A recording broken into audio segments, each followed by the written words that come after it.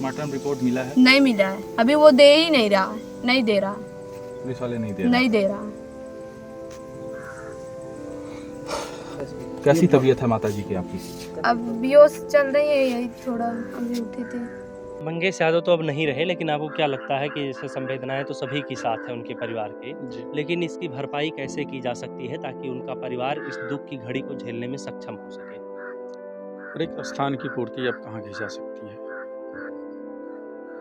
बिल्कुल नहीं की जा सकती। उनके परिवार के साथ कुछ संवेदनाएं? बिल्कुल संवेदनाएं हैं आप परिवार के ही हैं? जी, हम लोग परिवार के।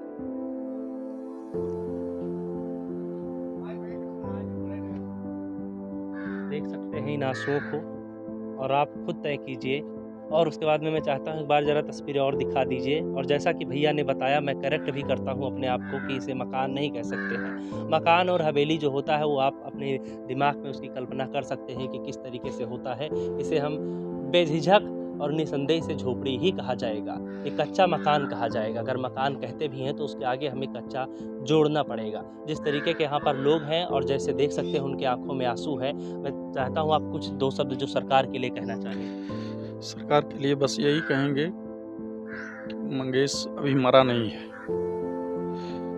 जिस दिन उसको न्याय नहीं मिलेगी,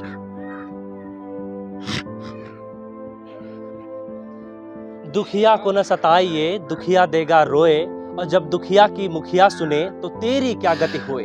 अखिलेश यादव से आप मिलने जाती हैं, आपकी माता जी, आपके पिताजी और आप मिलने जाती हैं, वहाँ क्या बातचीत होती है? अखिलेश यादव क्या भरोसा दिलाते हैं? यही, वो पहले हम लोग गए तो वो पूछे कुछ, पहले हम बताए, वो पूछे तो हम बोले 2 तारीख उठाए हैं तो 5 तारीख इनकाउंटर करके मारे। वो भी बोले जब ऐसे वो किए हैं तब इन पे तो इंसाफी नहीं, वो लोग मतलब मारे हैं। तो इसमें सीधी सी बात है, जब 2 तारीख उठाए 5 तारीख को मारे हैं, इसमें तो हम लोग के न्याय बोल रहे हैं न्याय मिलेगी, वो भी बोल रहे हैं न्याय मिलेगा। घटना को 13-14 दिन करीब बीतने वाला है, क्या लगता है कि आपको न्याय मिलेगा, आपके भाई को न्याय मिलेगा, इंसाफ हमें मिलेगा? तो यही, किस तरीके की न्याय और इंसाफ चाह रही हैं? हम चाहते हैं कि योगी जी के हमें न्याय नहीं दिलवा सकते, हमें भरोसा है अखिलेश जी पे, वही हमें न्याय दिलवा सकते हैं। बेटा, इतनी बड़ी बात आप कह रही हो, प्रदेश का मुखिया माननीय मुख्यमंत्री योगी आदित्यनाथ को आप कह रही हैं कि वो न्याय नहीं दिला सकते, आपको न्याय अखिलेश यादव दिला सकते हैं। कैसे मान ले? यादव देखकर वो तो इनकाउंटर करके मारे हैं, क्यों सिंह देखकर नहीं छोड़ दिए हैं? कहीं वो ऐसे किए हैं, हम तो ऐसे कैसे उन पे भरोसा कर लें? वो मारे हैं, उनको भी मारना चाहिए था ना। जब हम मानते नहीं, वो गया कैसे वो बता रहे हैं कि उस पर नाम लिख कर बताए, हमको बताए कौन सा प्रूफ है उसको? वो हेलमेट लगाया है, पिस्टल चला रहा है, हम कैसे मान लें वही है? उस पर नाम लिख के बता रहे हैं कि वही है, हमें प्रूफ दिखाइए वही है। हम नहीं मानेंगे, हम ऐसे नहीं मानेंगे, हम क्या भरोसा उन पे करें? तो आप ये कह रही हैं कि जो है जाति देखकर इनकाउंटर हाँ, किया? जाति देखकर उनको तो सिलेंडर करवा दिए देख के, और उनको नहीं कुछ किए, क्यों इसको मारे? पता नहीं, पैर में मारे हैं, बस वैसे दिखावटी पट्टी बांध के दिखा रहे हैं। वर्ल्ड के इतिहास में पहली बार इससे ज्यादा, भारत के अतीत के कालखंड में और वर्तमान परिदृश्य में इससे ज्यादा लोकतांत्रिक मानवीय मूल्यों की हत्या नहीं हो सकती है।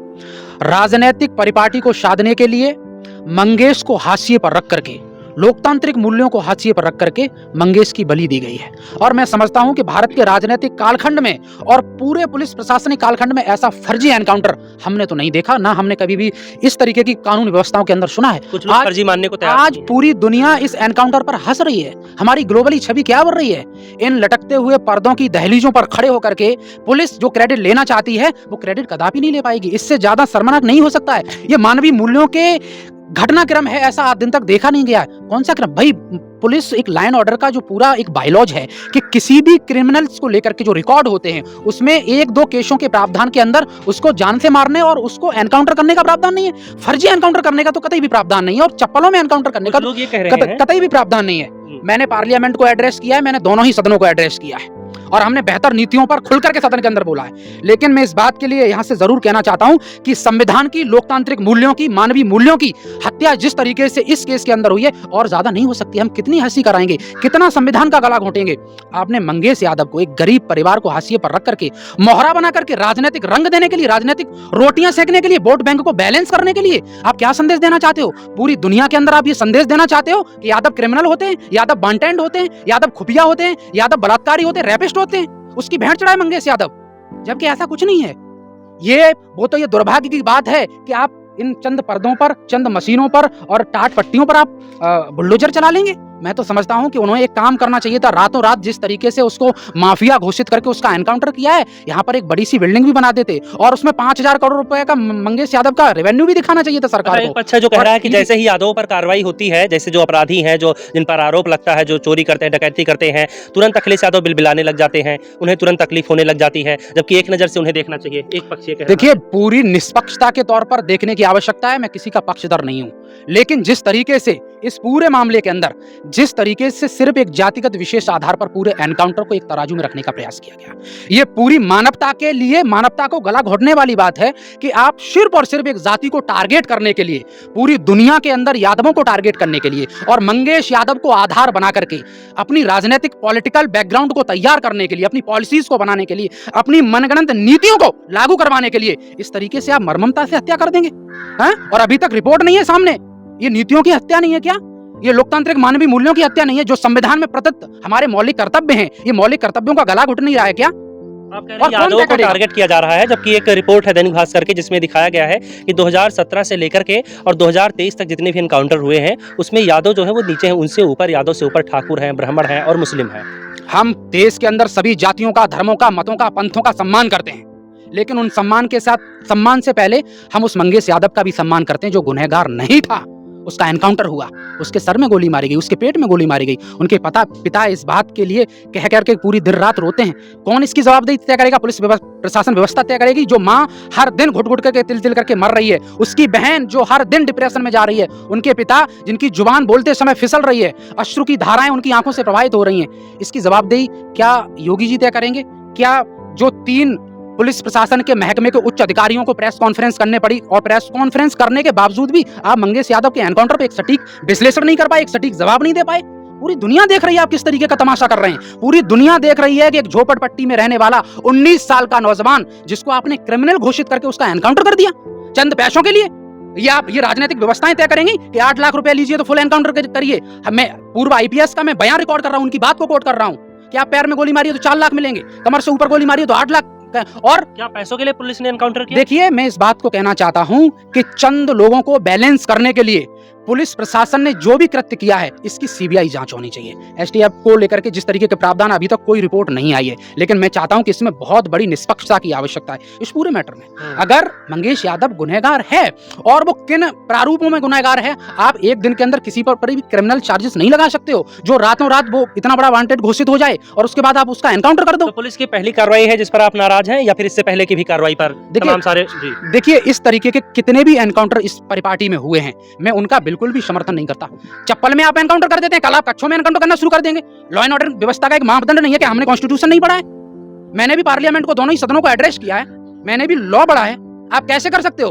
दुनिया के अंदर एनकाउंटर करने के लिए एक प्रावधान होता है, एक प्रोसीजर होता है, एक सिस्टमेटिक। आप उसका वायलेंस नहीं कर सकते ना, आप उस क्राइटेरिया को तो अनफॉलो नहीं कर सकते हो ना। आपको एक मापदंड होता है ना। आप सिविल ड्रेस में चप्पल पहन करके स्लीपरों में आप एनकाउंटर कर रहे हो। पूरी दुनिया आपकी व्यवस्था सिस्टम पे हंस रही है। मैं किसी को हाशिए पर नहीं रख रहा हूँ, टारगेट नहीं कर रहा हूँ, लेकिन एक व्यक्ति को इंसाफ मिलना चाहिए।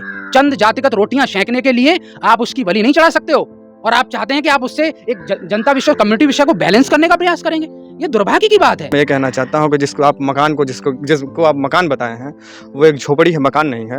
और ये प्रधानमंत्री आवास योजना का पोल भी खोलता है कि प्रधानमंत्री आवास योजना कितनी कारगर है और कितनी जो है वाजिब लोगों तक इनकी योजनाएं पहुँच रही हैं। वो कहते हैं कि हम जब लीगल बेनिफिशियरी तक पहुँचा रहे हैं, तो जिसका जीता जागता सबूत है, ये दे रहा है, ये गवाही दे रहा है, चीख चीख के चिल्ला रहा है कि हाँ देख लो मैं कितना सफल योजना हूँ प्रधानमंत्री आवास योजना की। सरकारों की पोल भी खोल रहा है। सही बात है। और दूसरी बात, जैसा कि आपने कहा कि अखिलेश यादव जी इनकाउंटर्स पर सिर्फ जाति विशेष पर उनको दर्द होता है और लोगों पर नहीं होता है। आपको मैं याद दिला दूं कि सबसे पहले तो जाति विशेष, पिछड़ा, दलित, अल्पसंख्यक लोगों की ही हत्याएं हो रही हैं इनकाउंटर्स में। सबसे ज़्यादा अगर आप आंकड़े देखिए तो पिछड़े, दलित, अल्पसंख्यक को क्लब करके देखिए, इनको अलग अलग कंपार्टमेंटलाइज्ड करके देखने का कोई सेंस नहीं बनता है। This is institutionalised way to telling something about to something. ये एक बहुत नजरिया है चीज़ों को बांटने का। ये लोग बांटने की हमेशा राजनीति करते रहे हैं, वही कर रहे हैं।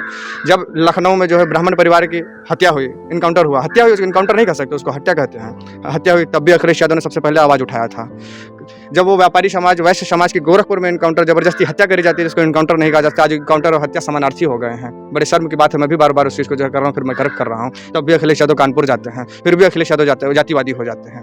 तो क्या अब जो हत्याएं हैं जो पहले किसी और के माध्यम से होती थी, अब वो सीधा पुलिसकर्मियों के माध्यम से करवाई जा रही है? हत्याएं तो सीधे सीधे पुलिस, स्पेशल टास्क फोर्स आज क्या हो चुकी है, स्पेशल टारगेट फोर्स हो चुकी है, स्पेशल कास्ट फोर्स हो चुकी है। मैं जाति विशेष का नाम नहीं लेना चाहता हूँ, कौन सी फोर्स हो चुकी है, बेहतर लोग जानते हैं इस बात को। तो क्या आपको लगता है कि न्याय मिलने के बजाय राजनीतिक रंग ज़्यादा चढ़ रहा है इस मामले पर? इस मामले को न्याय तो दिया ही नहीं गया इस उत्तर प्रदेश में खास करके, वरना देश में पहले भी, जब ये देश आज़ाद नहीं था उसके पहले भी और देश के आज़ाद होने के बाद भी पिछड़ा, दलित, अल्पसंख्यक होना गुनाह है और उसकी सज़ा मिलती है और लोग अपने लहू से उसकी सज़ा को चुकाते हैं, लोग अपने लहू से उसकी भरपाई करते हैं। मंगेश यादव उनमें से एक है, उसने भी अपने लहू से भरपाई कर दी अपने पिछड़े होने के लिए। उस गुनाह को उसने जो है अपने सज़ा मिली है, उसको पिछड़े होने को, उसको जो है अपराधी होने को नहीं, अपराधी तय कौन करता है, उसको कोर्ट मिली। ये तो आरोप था। आर्टिकल 21 कहता है इस बात को, right to be heard is a fundamental right.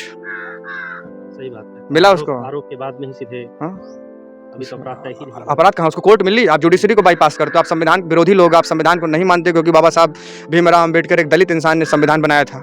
आप दलित विरोधी हो, इसलिए आपको नफरत है। जब जब आपको मौका मिलता है तब तब आप संविधान को कुचलने का और रौंदने का काम करते हो। आप जब जो है जुडिशरी को एक विंग को, legislature, executive and judiciary, 3 wing हैं, 3 में से जब आप लेजिस्लेचर एंड एग्जीक्यूटिव के तहत जब जुडिशरी को आप बाईपास करते हो, उसके जो है एरिया को आप जो है कर्टेल करते हो, तब तब आप जो है संविधान को कुचलने का काम करते हो। तब तब आप इस बात को दिखाते हो कि मैं मनुस्मृति लागू करना चाहता हूँ। आखिर उसी केस में, जिस केस में मंगेश यादव इन्वॉल्व थे, जैसा कि पुलिस एलिज करती है, उसी में तमाम सारे लोग और हैं, उनको नहीं हुआ, इसका हो गया। ये मनुस्मृति का नहीं तो और क्या है कि वर्ण विशेष के, जाति विशेष के लोगों को उसमें भी अलग अपराध की अलग सजा थी और अलग जाति के लोगों को उसी अपराध की अलग सजा थी। तो सीधे सीधे दिखती है वो सारी चीज़ें। आपको भी लगता है कि जाति विशेष को ही टारगेट किया जा रहा है? बिल्कुल भैया, जाति विशेष देख के तो इनकाउंटर किया गया, हत्या की गई।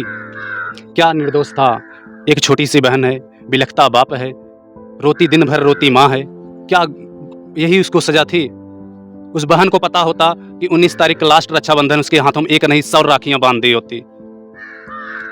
वही नहीं, पूरा आज परिवार, पूरा ये ग्राम अगरौरा एकदम रूह कांप जा रहा है, रो रहा है। इस चीजों को हम शब्द में नहीं व्यक्त कर सकते। जो खोया है वही जानेगा। कोई राजनीतिक मुद्दा बनाए, कोई अपना प्रमोशन लेने के चक्कर में हत्या कर दे। इस तमाम हमारे इस कॉन्स्टिट्यूशन को न मानने वाले लोग हैं जो आज के दिन पे ऐसे सारी घटनाएं कर रहे हैं जो बड़ा ही शर्मनाक है।